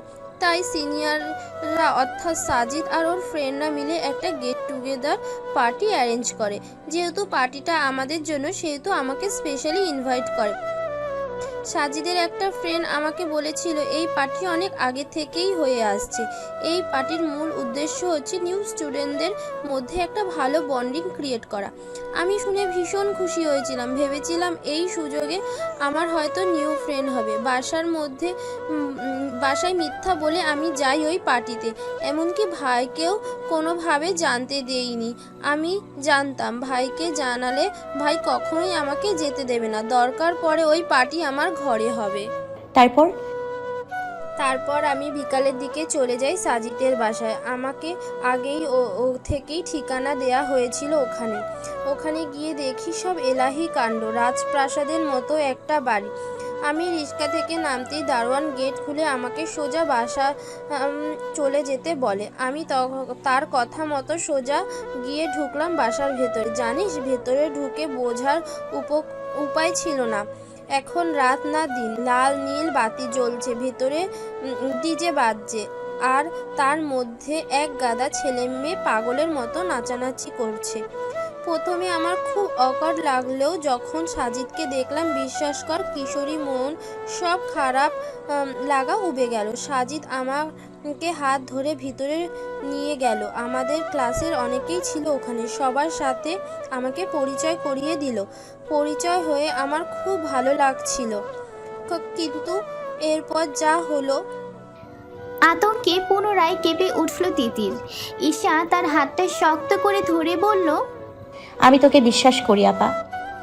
আমি জানি তুই কিছু করতে পারিস না। বোন, আমি জানি না সাজিদ শরবতের নাম করে আমাকে কি দিয়েছিল। আমি কোনো গন্ধ পাইনি। আমার মনে হয়েছিল এটা কোনো দামি কিংবা বিদেশি শরবত। আমি বিনা বাক্য ব্যয় ওটা খেয়ে নিই। তারপর হঠাৎ কেমন মাথা ঘুরতে আরম্ভ করলো।